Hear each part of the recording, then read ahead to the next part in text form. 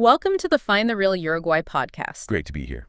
Today, we're really diving deep into what makes Uruguay, well, Uruguay.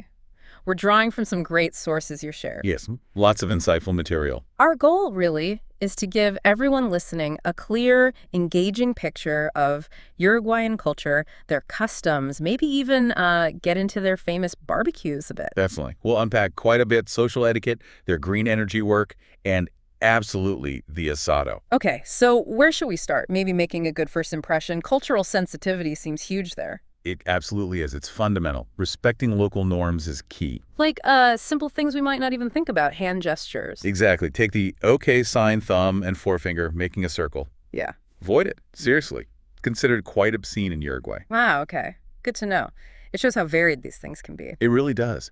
And related to that, the sources stress avoiding public criticism of their culture or customs. Right, that makes sense. It comes across as disrespectful anywhere, but maybe especially there. Shows a lack of appreciation for their heritage. Precisely. And another thing is personal space. It might feel a bit closer than, say, North Americans or some Europeans are used to. So stepping back suddenly might seem odd. It could, yeah. It might break that sense of connection they tend to foster. Perhaps it reflects that community focus we see. Interesting connection. And what about timing? Punctuality? Yes, that's important. For appointments, business meetings, definitely be on time. For social gatherings, it might be a little more relaxed, but general lateness isn't really appreciated. Shows respect for the other person's time. Exactly. And if you're at a cultural event, a festival or something, Just be respectful, don't interfere. that's the gist. Observe, enjoy, but don't disrupt. It ties into that core value of respect, modesty, and valuing personal space, though maybe defined a bit differently. Right. Privacy matters, so don't pry or get too personal too quickly. Good point. Maintain a comfortable distance, especially initially. Avoid overly familiar physical contact right away. And conservative dress in public spaces is generally advised. Yes, that seems to be the recommendation. More understated. But for greetings, a handshake? A firm handshake, yes. Good eye contact, a warm smile. Those are pretty standard and well received. Okay. And gift giving? Is that common? Small gestures are appreciated. Things like sweets, flowers, nothing extravagant. It's the thought, the considered behavior that counts. You know, the sources mention Uruguay's high literacy rate and how education is valued. Maybe that plays into this culture of respectful interaction. That's a very plausible connection, I think. An educated populace often appreciates nuanced and respectful communication. Okay, let's shift gears a bit. Uruguay and the environment, specifically green energy. This sounds like a really positive story. Oh, it really is. Quite remarkable, actually. Over 98% of their electricity comes from renewable sources. 98%. That's incredible. What sources are we talking about? Primarily biomass, solar, and wind power. It shows a major commitment to sustainability. When did this push start? It really gained momentum around 2005. Yeah. Initially with a strong focus on hydroelectric power. Since then, they've invested heavily in diversifying. So what's the breakdown look like now, roughly? Well, hydro and wind are the big players, each contributing somewhere in the, let's say, 31 to 36% range. Yeah. Then you have biomass, maybe 8 to 15%, and solar chipping in around 3 to 6%. A really solid mix. That didn't happen by accident, I assume. Policy decisions drove this? Absolutely. A clear long-term vision for energy policy and environmental responsibility. But there's another side to the environmental picture. Which is? Wildlife conservation.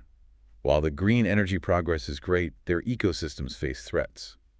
Pollution, deforestation, climate change impacts. And land use is a big factor, right? Cattle ranching? Yes, that's a major one. Nearly 80% of the land is used for cattle ranching, Wow. which inevitably reduces natural habitat and puts pressure on biodiversity. So it's a balancing act. The economy, cultural identity tied to ranching versus preserving nature. Exactly. There's a need for continued strong environmental laws and enforcement to protect those unique ecosystems. Do they have laws for animal welfare specifically? They do. Law 18471 is mentioned, focusing on animal welfare and responsible ownership. So the framework is there. Okay.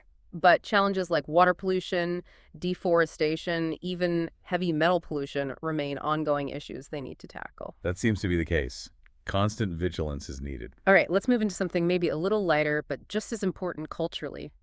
Dining and food. Ah, yes. Always a fascinating window into a culture. And in Uruguay, it seems like making respectful food choices is important, considering local ingredients and preferences. Very much so.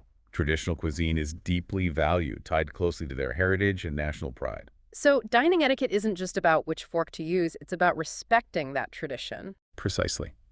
Understanding table manners helps navigate social situations smoothly, shows appreciation as part of that whole respect framework we talked about. And you can't discuss Uruguayan food without mentioning their wines. Excellent wines, yes, And the asado. We'll definitely circle back to that in more detail. we must. But also, yerba mate. Oh, right. That's huge there, isn't it? More than just a drink. Absolutely. It's woven into daily life, social gatherings. The act of sharing mate is a real ritual, very communal. And the traditional dishes themselves, what are they like? Often hearty meals. Yeah. Lots of high-quality meat, reflecting the ranching culture, but also pasta, seafood, influenced by European immigration and their coastline. And for dessert? Dolce de leche.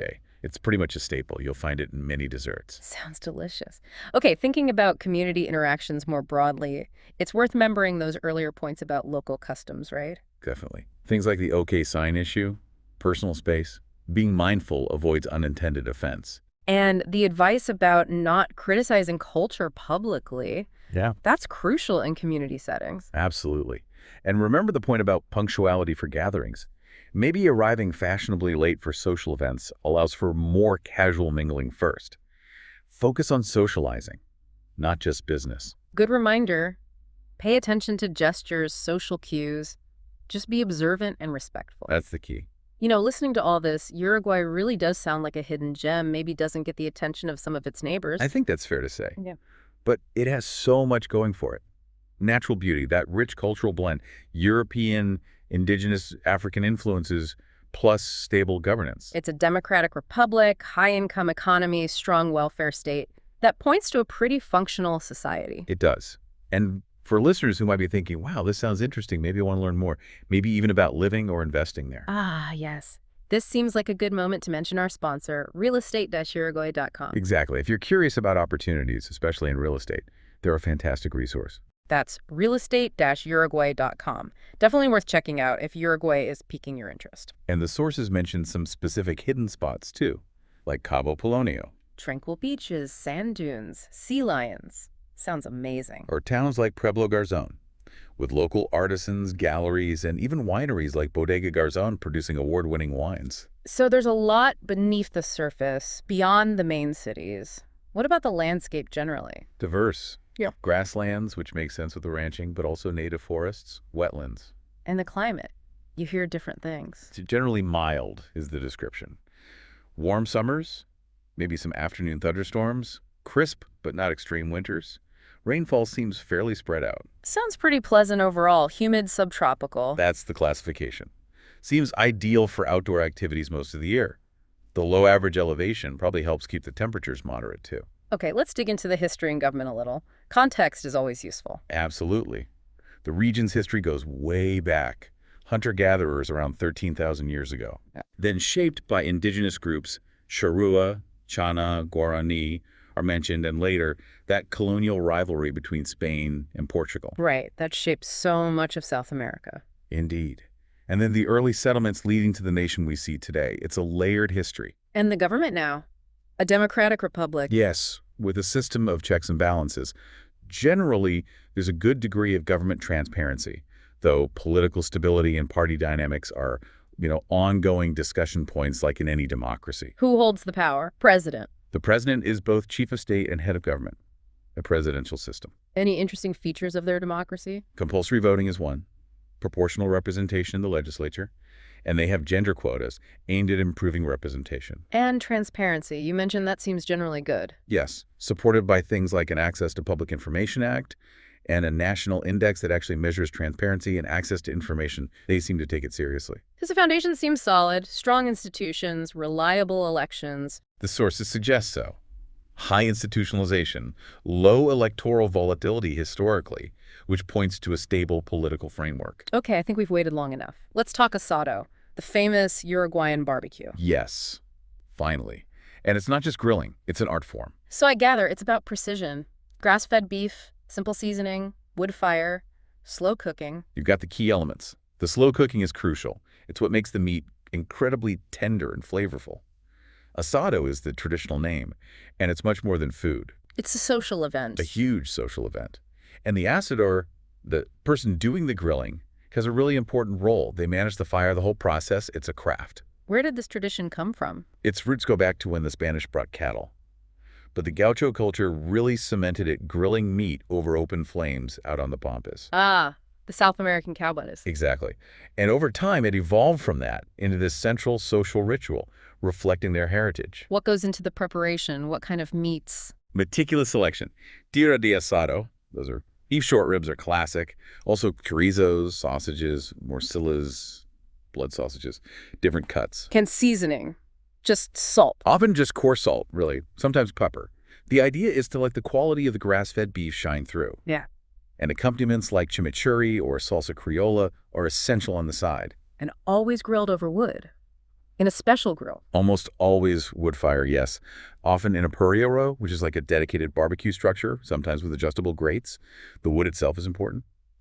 Eucalyptus, quebracho are mentioned for flavor. So the asador needs to know their stuff, managing the fire, the heat. Absolutely. It requires real attention to detail, understanding how different woods burn, how heat affects different cuts, the slow cooking, often hours over low heat. That's what gets it so tender, breaks down the tissues. Exactly. It allows the wood smoke to penetrate deeply, too.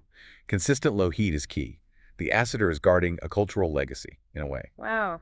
And the gathering itself, it's about community. Deeply rooted in social bonding. It's about strengthening relationships, sharing experiences, families and friends coming together. It's quality time. It really sounds like more than just dinner. It's a whole experience. It truly is a cornerstone of their social life. Well, hearing about all this, the culture, the environment, the food, the community, if anyone's interest has been really sparked. I should check out the opportunity. Exactly. And for that, especially regarding real estate, I want to mention our sponsor one more time, realestate-uruguay.com. A great resource if you're exploring possibilities in Uruguay. Definitely worth a visit. That's realestate-uruguay.com. So we've covered a lot of ground today. We've really only scratched the surface, haven't we? I feel like we have, yeah. But hopefully this deep dive gave some real insights into Uruguay's respectful culture, their amazing green energy story, the delicious asados, the stable society. It's a unique and compelling place, often overlooked. It really seems like it. We hope this gave everyone listening some intriguing things to think about, maybe explore.